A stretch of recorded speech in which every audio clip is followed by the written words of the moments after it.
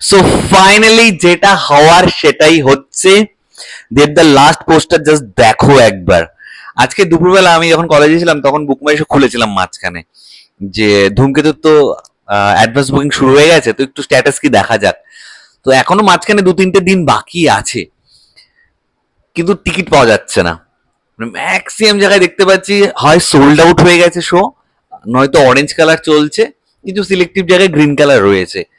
ভাবো এখনো তো কাল পরশু বাকি, আরো বুকিং হবে। 21,000 প্লাস টিকিট, 21,000-এর বেশি টিকিট বিক্রি হয়ে গেছে অলরেডি।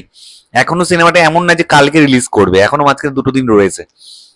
এবং যেটা ভালো লাগলো যে ওয়ার 2 এবং কুলি, এই দুটোর বুকিং মানে সম্মিলিত বুকিং, কম্বাইন্ড বুকিং এর থেকেও বেশি বুকিং পাচ্ছে, অ্যাডভান্স বুকিং পাচ্ছে আমাদের দেবের, শুভশ্রী গাঙ্গুলির, কৌশিক গাঙ্গুলির ধূমকেতু।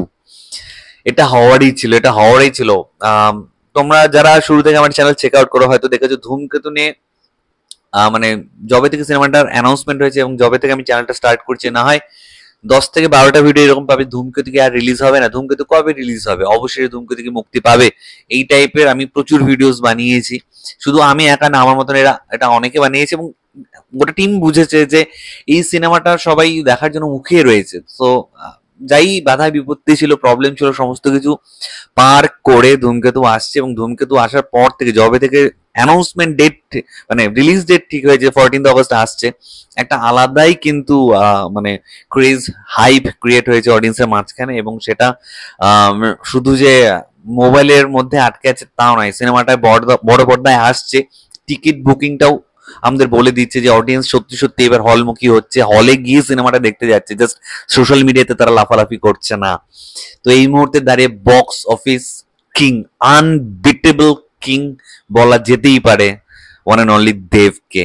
হ্যাঁ, এবং ধূমকেতু শুধু দেবদার সিনেমা বললে ভুল বলা হবে। দেব, শুভশ্রী তারাও তাদের সেই সময় দাঁড়িয়ে যে ইমেজ ছিল সেটার বাইরে বেরিয়ে একটা অন্য রকমের কেমিস্ট্রি তারা দেখিয়েছে। মানে নাচ গানের থেকে বাইরে বেরিয়ে একটা অন্য রকমের, কৌশিকগুলির সিনেমাগুলো যেরকম হয়, কৌশিকগুলো তার কমার্শিয়াল সিনেমা বানায় না, একটু অন্য রকমেরই সিনেমা বানায়। তো সেখানে দেব শুভশ্রীকে কাস্ট করা, দেন আরো যে সাপোর্টিং অ্যাক্টর অ্যাক্ট্রেস যারা রয়েছে, স্টার্টিং ফ্রম চিরঞ্জিত স্যার, রুডিদা মানে রুদ্রনীল ঘোষ, পরমব্রত, তো কাস্টিংটা খুব ভালো। এবং আপাতত যে গানগুলো বেরিয়েছে খুব ভালো রেসপন্স পেয়েছে, অনুপম রায়ের মিউজিক গুলো সত্যি মন ছুঁয়ে যাচ্ছে।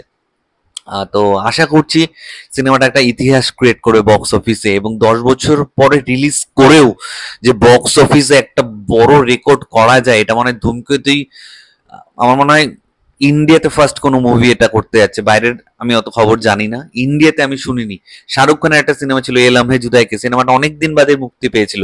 আরো অনেক বড় বড় সুপারস্টারের সিনেমা, মেগাস্টারের সিনেমা অনেক পরে মুক্তি পেয়েছিল, কিন্তু তারা বক্স অফিসে কিচ্ছু করতে পারেনি। কিন্তু ধূমকেতু মনে হচ্ছে একটা আলাদাই ইতিহাস তৈরি করার পথে এগোচ্ছে। তো তোমাদের আর কি মতামত প্লিজ নিচে কমেন্ট করে অবশ্যই জানিও। আমার ভিডিও ভালো লাগলে লাইক কমেন্ট করতে একদম ভুলবে না। চ্যানেলটা যারা প্রথমবার দেখছো, নিচে রেড বাটনটা আছে, সেখানে ক্লিক করে পাশে একটা বেল আইকন আছে, সেখানে ক্লিক করে অল অপশনে ক্লিক করে নাও। ঠিক আছে বন্ধুরা, ভালো থেকো সবাই, সাবধানে থেকো সবাই, love you all, take care.